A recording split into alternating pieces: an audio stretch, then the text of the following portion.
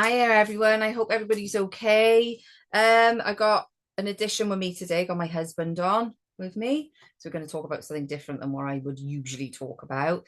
We're going to talk about Satan's little season. We're going to talk about why, firstly, we're going to read from Revelation to show that What it's is what it Satan's actually little is. season? And then we're going to just discuss why we believe we are in Satan's little season.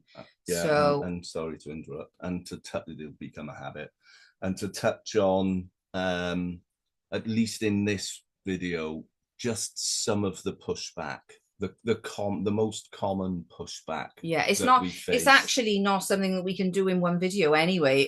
We can summarize this one today and then maybe we'll do smaller videos on, Mm. zoning on each part of it because it's not something that we can just sort of have a 10-minute conversation No, about, no, really, is it? It's, no. it's quite, so we'll do those later down the line if need be. So, first of all, I just want to read Revelation. Well, we've got all these Bibles in front of us. We got so many different Bibles just to prove, because lots of people do say that Satan's little season is unbiblical, which is, Or it's a false doctrine. it's not unbiblical. It's in the Bible. Now we can disagree on where we are within that biblical timeline, but you can't state that it's unbiblical when it's literally in every single Bible, every version, in Revelation 20. So I'm just going to read. Shut my glasses on a minute. Just read from. I think this is the King James one I got here. There we go. Revelation. I'm just going to read from Revelation 23 up to 7. Where are we? There we go. Right. So I'm going to read from Revelation 20 then. And I saw an angel come down from heaven, having the key of the bottomless pit and a great chain in his hand. And he laid hold on the dragon, that old serpent, which is the devil and Satan, and bound him 1,000 years, and cast him into the bottomless pit, and shut him up, and set a seal upon him, that he should deceive the nations no more, till the 1,000 years shall be fulfilled. And after that, he must be loosed a little season. Now, just further on in Revelation 7, and when the 1,000 years are expired, Satan shall be loosed out of his prison, and shall go out to deceive the nations which are in the four quarters of the earth, Gog and Magog, to gather them together to battle, the number of whom is the sand of the sea. Now that's where we believe we are, 27 and 8. Mm-hmm. We believe, the millennial reign has passed, and we'll talk a little bit about that. And that's where we believe we are on our biblical timeline. It's coming a bit more popular now, because otherwise you've only got the two ones, the two sort of theories that we're given is futurism and preterism.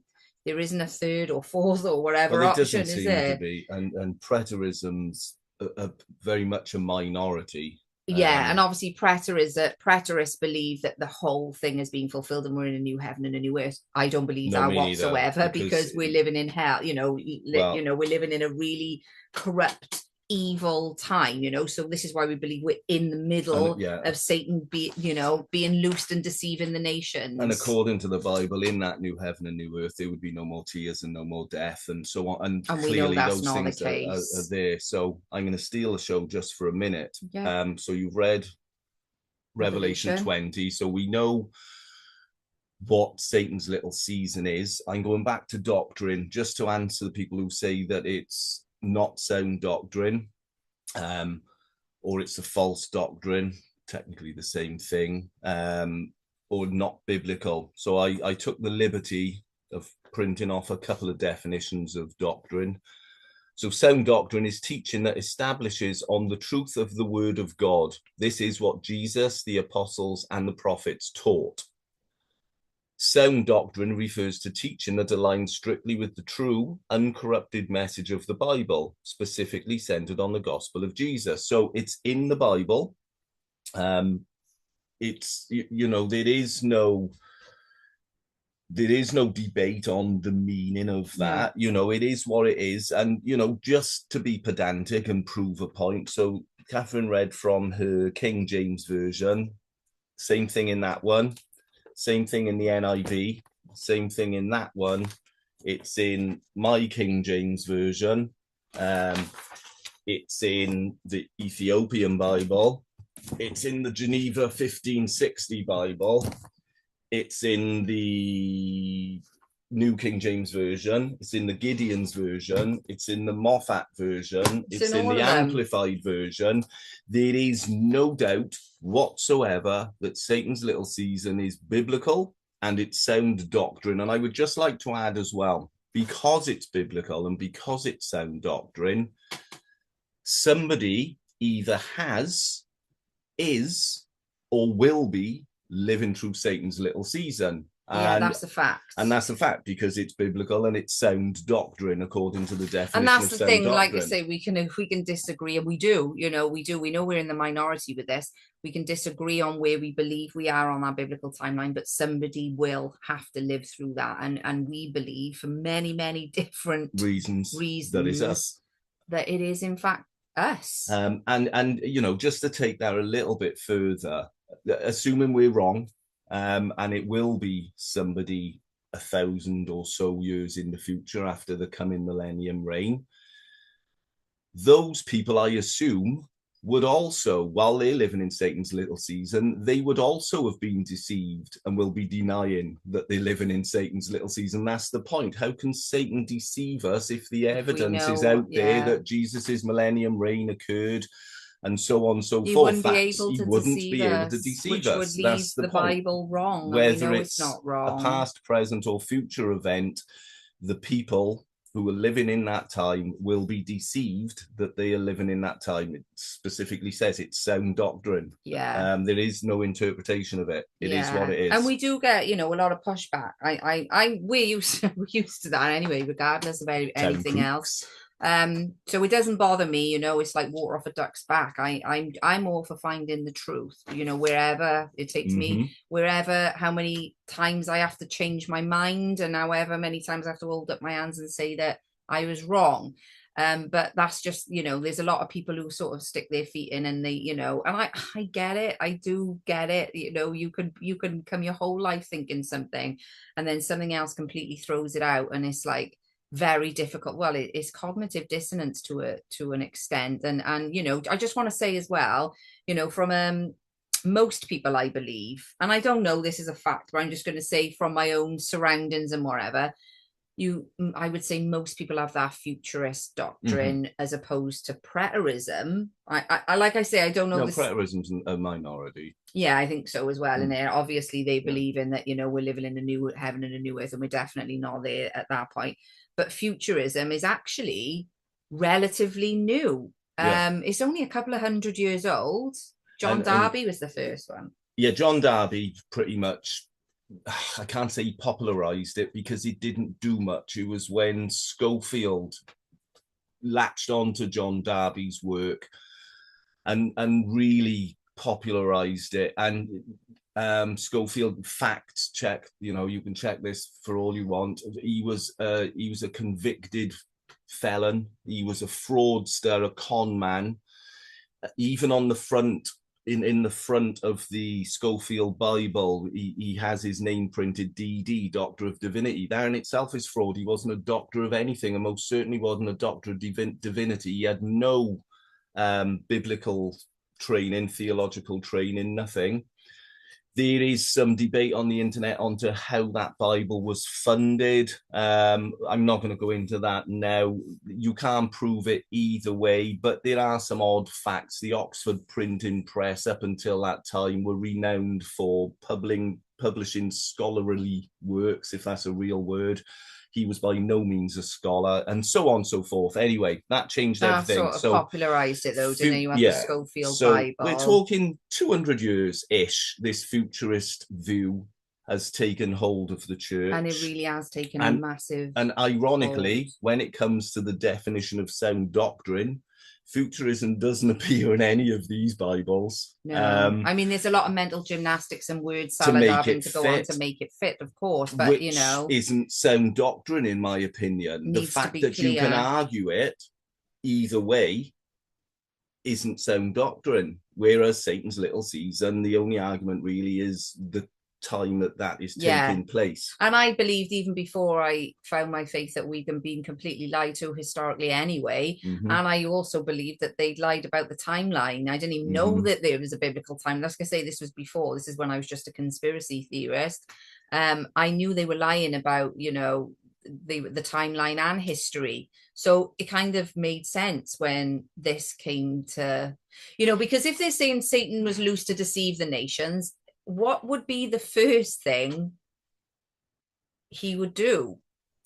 Destroy any evidence that Jesus lived his millennium reign and came back a second time. But, you know, touching on that, that's the main reason why I believe it. And to be, you know, to my ignorance, it needed to be pointed out to me. But then once it was pointed out, you can't unsee it. All the way through that New Testament, Jesus is saying, I'm coming back soon. There's a sense of urgency. He's warning those people in front of him. And there isn't a church in this land which will tell you that audience relevance isn't a thing. They will all say it. So working on that pretense of audience relevance, Jesus is telling them all the way through that he's coming back soon. The time is at hand. I will come quickly. You will see me. You will see me, and so on and so forth. The apostles, they followed on Jesus's teachings and he never corrected them. And we've heard some funny comebacks about that point as well when I've brought that up, to the fact that even to the extent that people have said that Jesus intentionally deceived them into believing that, which is bizarre because that would make Jesus not Jesus if he's a liar. For telling lies. But is it John who says to him, I will be with you in tribulation? Oh, that's in Revelation 9, I believe. I am your brother and companion in tribulation. When you look at the first chapter of Hebrews 1, Hebrews 1 verse 2 is in these end times, I'm paraphrasing. So that's John in the book of Revelation saying, I'm your brother and companion in tribulation. So he believed, John believed that he was in tribulation. We've got Paul wrote the letter to the Hebrews and he's saying in these last days. So Paul believed that he was in the last days. And then you've got Peter, the rock, the first pope, apparently, in Acts 2, on the day of Pentecost, when the Holy Spirit comes down, basically they all start speaking in tongues, which is another language. And the people in the crowd, they're like, what's up with these? They're all drunk. And Peter stands up and in a loud voice, he raises his voice and he says to these people, these are not drunk, for it's only like the third hour of the day. I'm paraphrasing. It's only the third hour of the day. These are the end times as prophesied in the book of Joel. And then quotes from the book of Joel in the Old Testament where Joel is describing the end times. So that's Peter, Paul, and John, three prominent figures in early Christianity, so prominent that they have works featured in the New Testament, undisputed books featured in the New Testament, all believe that they were in the end times. Because Jesus told them to their faces at that time. You know, and yet when we believe sound doctrine, because we're believing what the apostles and what Jesus and what the prophets taught, now you're wrong. We're just told that we're wrong, but all I'm doing is taking Jesus and the apostles' word for what it is. And it is, you know, it is that simple. It is that simple. But even, you know, biblically, he says it. Where is it where he says, and those who pierced him? That's Revelation 9. Yeah, those will see me coming on the clouds with power, even those that pierced me.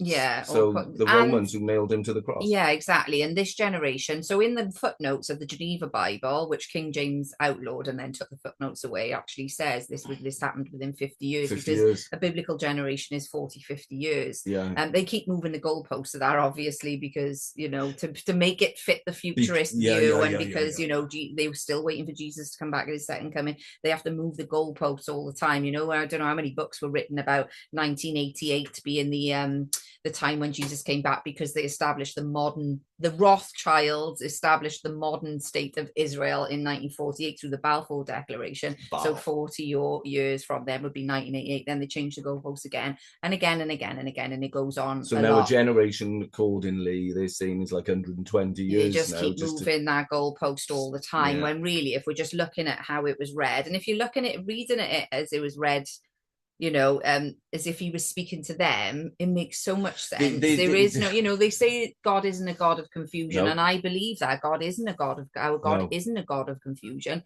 Yet you've got all of these different people feeling different things because they're interpreting different, and some of the things that I've seen to make things fit is just so obscure, and it's like, well, that is confusing as far as I'm concerned. That is really, really confusing, and he told them constantly. I don't know how many times. Is it like 101 verses or something? That's just some of them. I've got printed out 101 verses, and there's more which I found on and I think a lot of people will argue, and they do, that the most pushback I get, right, is that when people are on about, you know, the Mount of Olives, and in Matthew 24, when they ask Jesus, when should we expect this to happen? And he gives them all those signs, right? And then people will come back and say, well, this hasn't happened. This hasn't happened. This hasn't happened. But it actually has. Can I intervene? Yeah. So one of those, and I've actually got it open on Matthew 24, I believe it's Matthew 24. And go through that. Yeah, Matthew 24, 14. Right, Matthew 24, 14.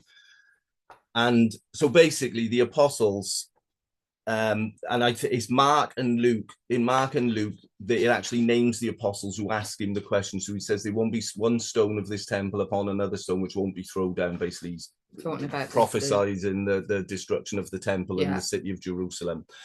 And he says, and so they ask him, when will this happen? And so he runs through various things. And the last one, he says, and the gospel of the kingdom shall be preached in all the world for a witness unto all nations, and then the end shall come. That's a common one that people say. It hasn't been preached in all the nations. And similarly, in Mark 16, 15, Jesus says to them, go into the world and preach the gospel to every creature. And this is a major, nearly everyone says, well, it hasn't been preached to every nation. So first of all, I'd just like to point out that in those times, a nation refers to like a tribe.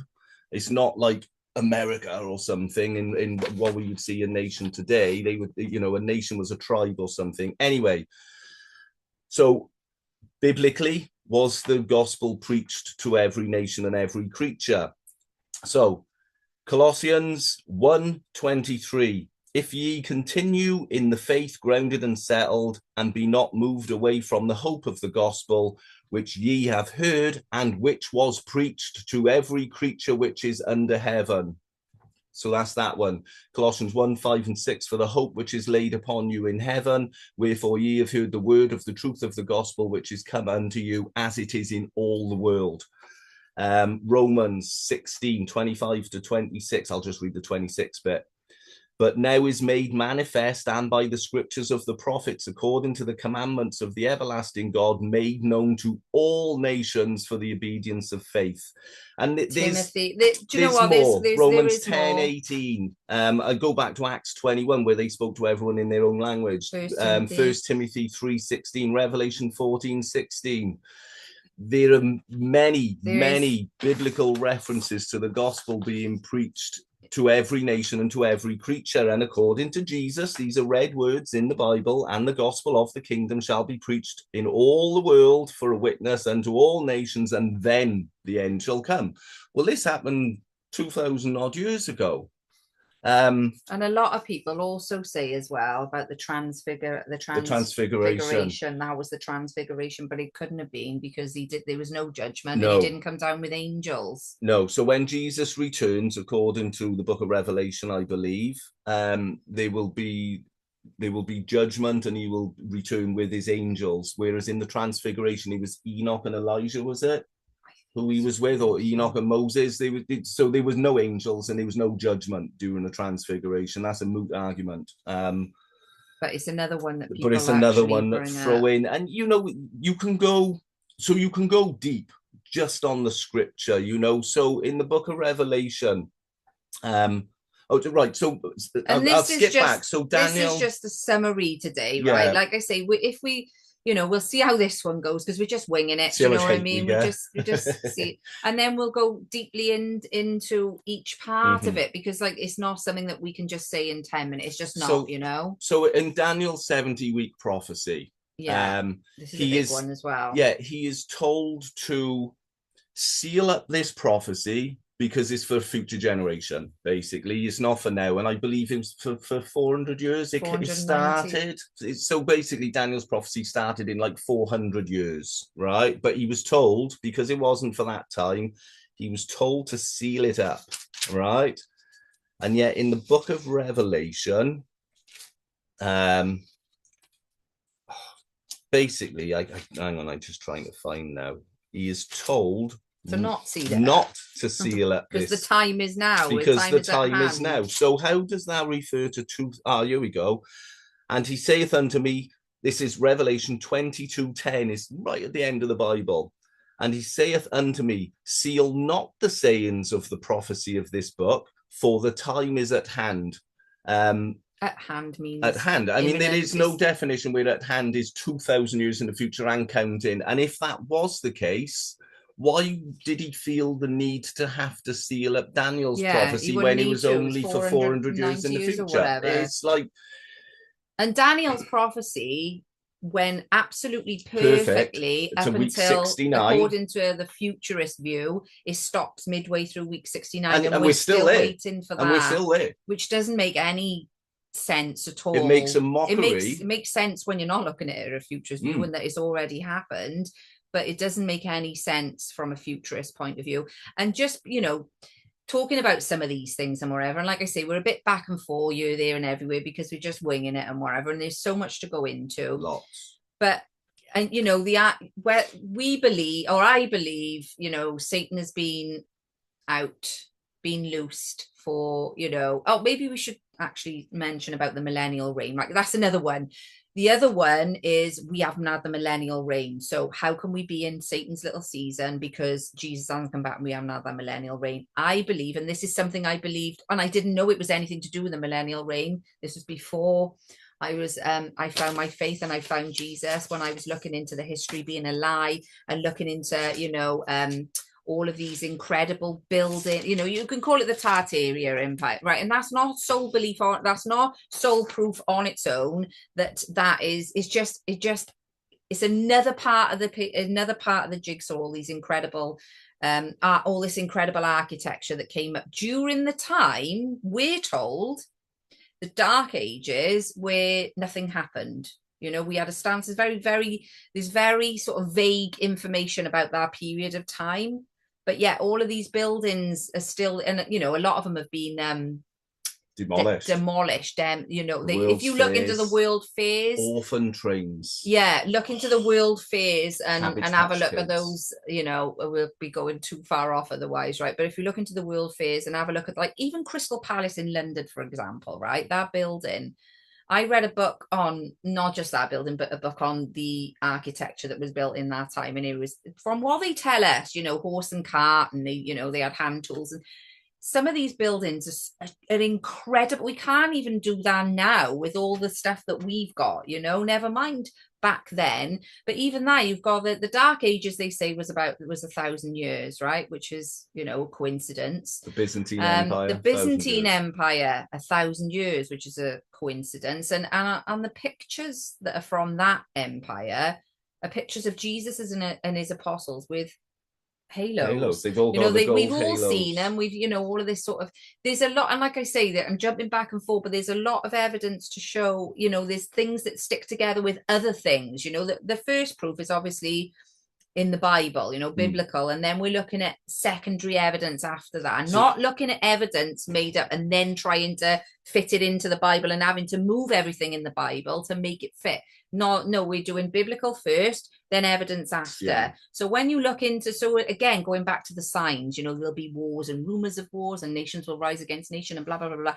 When we're going back to first century history, real history, with the likes of Josephus, Tacitus, Cassius Dio, and we've got their books. We can go through them in another video. Yeah, we go through, but even, they were first century historians, and they actually documented the things that, all these things, yeah, these things happen, and there's a few funny little bits and bobs as well in the Bible. So when they're talking about the end times in Matthew 24 and so on and so forth, you know, there are bits in there like Jesus says, paraphrasing, you want to hope that the tribulation doesn't come in winter or on a Sabbath. I mean, why does that really matter to us now? It doesn't. I mean, if it's cold now, we'll put on a coat and get in the car. Yeah, right? yeah. To them, it was it very mattered. relevant to them. On yeah. the Sabbath, we don't even follow the Sabbath. Most, when I say we, generally British Christians don't follow the Sabbath. Why would it make any difference whatsoever? Where he says, basically feel for those the mothers who are with suck, breastfeeding. And there's another reference to the there's no, that's in when he's sentenced basically to crucifixion, the women are weeping, and he said, paraphrasing, he says, don't cry for me, cry for those who were with child and who were giving suck. And even that, you know, why would he say that? And then what you realize, during the siege of Jerusalem in 70 AD, the starvation and the desperation was so bad within the walls of the city, in the temple and stuff. There are reports of mothers roasting and eating their own babies. And then little statements like that make a whole lot of sense. Most of those people died during the siege of Jerusalem. And ironically enough, where Jesus tells them, when you see these signs, put your heads up, flee to the hills of Judea, which I can't get to the hills of Judea during tribulation, to be honest. I just can't. I'm not going to get on a plane during tribulation and fly to the hills of Judea. So that's another one which doesn't make sense. But there isn't a single recorded instance of a Christian dying during the siege of Jerusalem in 70 AD. Which, funny enough, lasted 7 years, 42 months, I believe, the exact time as stated in the Bible. There is so much. There is it's so much evidence after. And the more I pray for discernment, and the more I'm asking God to, you know, the more it just points here. In all honesty, you know, I'm fighting. It's not because I've found something and I want it to be true, because I didn't have anything in my mind previously to overcome. So neither of us did. So we're just following the truth. You know, we're not, you know, we don't go, oh, we want it to be true so much, so we're going to try and twist it and make it fit. We just want to know the truth, you know, and that's where it points to. And it is becoming more popular online. You know, it's not very often we're going to meet somebody I say in real life, but locally we're going to have. It's just not right. It doesn't seem to be the case. It is becoming more popular, but we were going to put behind us, but we decided against it. We were going to put a background behind us, just because I think this is worth mentioning, right? About the because people ask about the camp of the saints, where we believe that it is.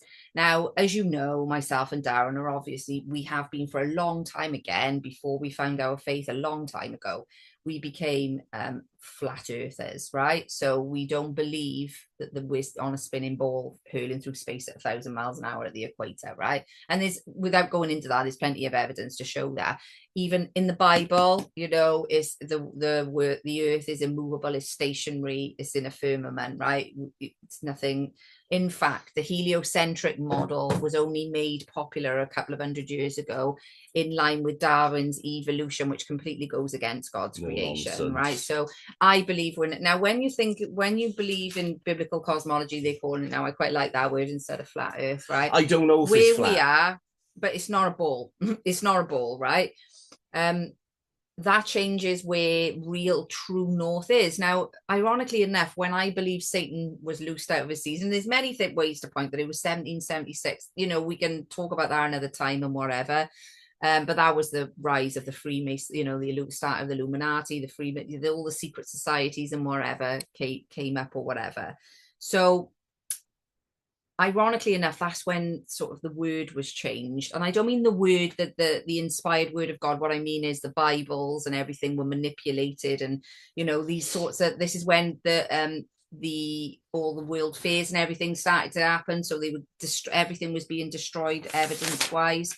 And also maps were changed, right? So all the old maps depict Well, they've got, what is it, Black Rock at the Well, big... yeah, Rupert Negra, Black Rock, ironically, Black Rock Yeah, being Black so Rock. that's the flat Earth map, where you've got the 4 little islands with the 4 rivers leading to Yes. Eden, Black Rock. But then there are lots and lots and lots of maps, and taking into account, mind, these sailors, navigators, they sailed the world based on these maps. Okay, I'm sure there would have been some inaccuracies, without a doubt. Human error. But you know, but they mapped the world, and now there are lots and lots of these old maps, and we can give you links to them by all means.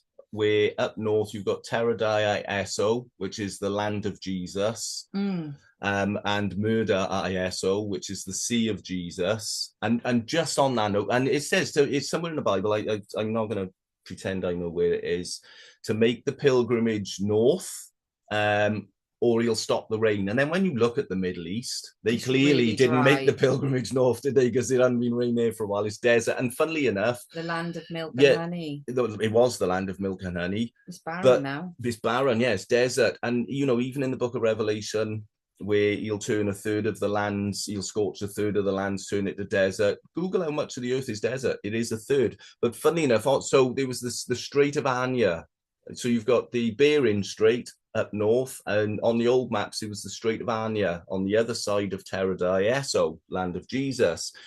And here's an interesting one for you. So if you go to Matthew 7, verses 13 and 14, right, and you'll recognize the verse, what I want you to do is check on the spelling of straight. So it says, enter ye in at the straight gate, for wide is the gate and broad is the way that leadeth to destruction, and many there will go in through it. Because straight is the gate and narrow is the way which leadeth unto life, and few there be that find it. So he's directing you north, but straight is spelled in this instance, not anywhere else in the Bible. Straight is spelled Strait, as in the Strait of Anion, or the Bering Strait up by Terra di Eso, the land of Jesus. There's little snippets, you see, which you pick up on. You know, why would they spell straight is the gate? You wouldn't usually pick up on it, but because of what you're looking into, that's why the Bible is never fully. You can read it over and over again and find new things. You know, the book is alive, and it. You know, there's no reason for him to write straight. In that spell way. It in that because way. Because elsewhere in the Bible, I believe it's everywhere else in the Bible where it uses the word straight, it's the proper spelling, Straight. But in this instance, where he's directing you to the gate, it's a straight gate, as in a Bering Strait or an Aryan And that goes strait. back to where Satan's loosed again. If he's going to deceive us, he's going to have to change history. We wouldn't be able to be deceived if history hadn't been manipulated and changed and falsified. So first thing to do, take the Bible, make all of these different copies of it, right? And, you know, little things, they change the meaning of things. And the other thing, let's change where we are. Let's change where we are biblically, because people are changing time. The work of a guy called Gunnar Heinsohn, he died back at, he used to do the work on the stratosphere. No, not the stratosphere, that's in space. Oh, not the stratosphere. Strata. The strata, the layers. The layers of soil, of the layers in the land, basically. A geologist, I think he was. He wasn't. I don't know if he was. I mean, I'm just. Anyway, regardless, he did a lot of work, and he did. You can find his presentations online. Actually, he's proven that it all happened in one go. The Roman, and actually we've gone about this before. Every time somebody finds something, it's nearly always Roman, archaeologically find it, worldwide or whatever. Wherever we go, even when we went to Bulgaria, everything Roman's buried. I mean, everything Roman is buried. And anyone who's researched sort of Tartaria will kind of understand what we're talking about here when we're talking about the mud floods and things are buried underground. What happened there? What happened? There was some sort of catastrophic, cataclysmic event, whatever. The Romans were judged by God in accordance with the book of Revelation, and it was all buried. And the evidence demonstrates the evidence is there, 100% architecturally as well. Is really there. Gunnar Heinsohn claims that he can prove at least 700 years have been added into the timeline. And we were on about this, funnily enough, earlier. Between the Messianic Old Testament when you look at the genealogy in there and the Septuagint, there's a 1400 year discrepancy. We moved from the Julian calendar, which was based on moon cycles, to the Gregorian calendar under Pope Gregory the 13th, for example, which wasn't adopted in every country at the same time. In Britain, we followed it much later than Rome. And there is still some people who still don't follow the Gregorian, when I say people, nations in the world, who still don't follow the Gregorian calendar. So when you say, what year is it? What year is it? I mean, it's that not. And actually, the buildings, really, the old buildings where they've added 1,000, where you've seen the pictures before, and they've added 1,000 years into the Roman the Roman numerals to make it 1,000. So we don't. I think that's massively intentional. And what the best way to deceive is for us to not even know where we are in our timeline, and we don't even looking at it as much as we have, we don't know. We can say that there's been time added, there's evidence for that, but we still don't know where we are in the timeline. But even with, or what year it is, even with our calendar, AD, Anno Domini, year of our Lord Jesus. So that was the start of his millennium, wasn't it? It was the year of our Lord. There's a lot of coins, there's a lot of buildings, there's a lot of maps, there's a lot of paintings where it's not like 1640, it's 640, as in ISO, because the J didn't exist. 1640. They used an I for a J, so Jesus was ISO with an I. It's really, so it's Jesus 640. They've added 1,000 so basically years on. we're closer to Jesus than what we believe that we believe that we're closer to Jesus. We believe we could be wrong. I don't know where we are. I believe we're in Satan's little season, but I don't know what year it is, right? I really genuinely don't know what year it is. And I tell you what I do want to touch on before we go, because I don't know how long this Zoom is going to run for. I don't know. I haven't got an updated version of it, so we could go off at any time. I do want to get in there though, because it comes up constantly, right? Is the mark of the beast, right? This comes up because of what's going on around us. You can link. Look, Satan is the great deceiver. We're being deceived. Can Satan make it look like these things are happening? And of course he can, right? He is the greatest deceiver of them all. So I believe that, these things are happening to play out so that we believe that Jesus is still coming, and that time hasn't happened yet, and whatever else, right? So people will always say, but the mark of the beast is digital ID. But now we've been through this as well. I've gone through this so many times. Everything was the mark of the beast. You're looking for the Antichrist. You're looking for this, that, and the other.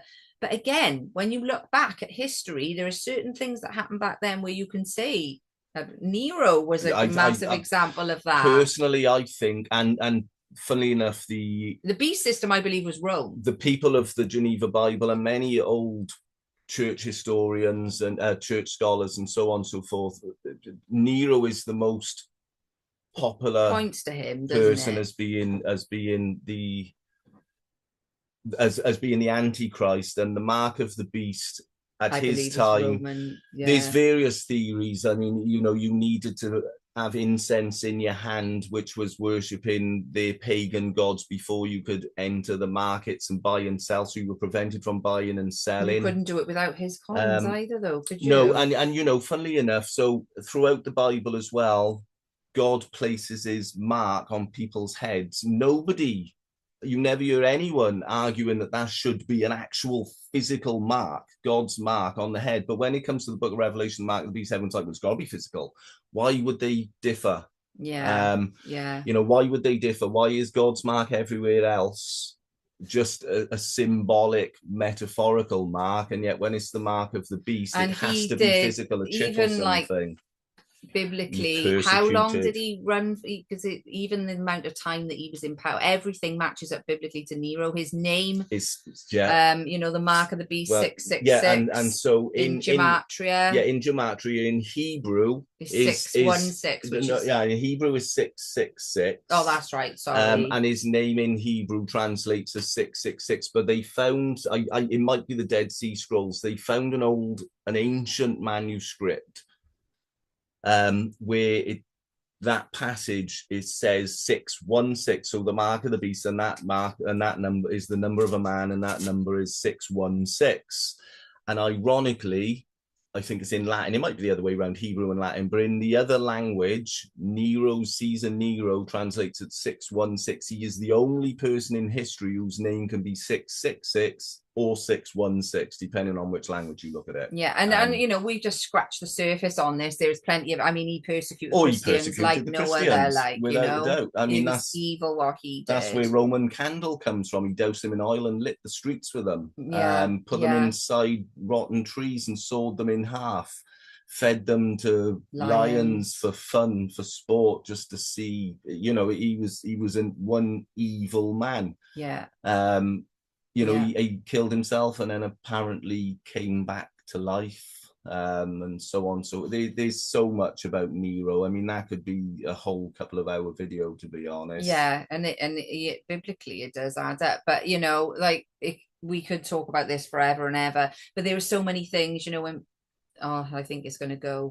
It's going to give out, I think. Well, we've talked too much anyway. So yeah, we'll leave it there just because I don't want this to go off for now. And we'll go deeper into the signs maybe, because we can talk about it from biblical and then we'll show the evidence for it, you know, or perhaps do it like that, you know, just so we can show where we're coming from. Like I say, we could be completely wrong, right? This is just why we believe it. And I just get a bit, I'm saying the same things to people who are, you know, coming at me saying, oh, this needs to happen. This is the same argument constantly. It's just easier to do a video and just go, right, this is why, instead of me having to have that same back and forth with people, you know, and just make sure it's not something that you shut your heart off to and shut your mind off to, because obviously Proverbs 18:13 says to, you know, not listen to not listen to something before, or to make up your mind of something before you've even heard it is a shame and a folly, right? So you know, you should be looking at it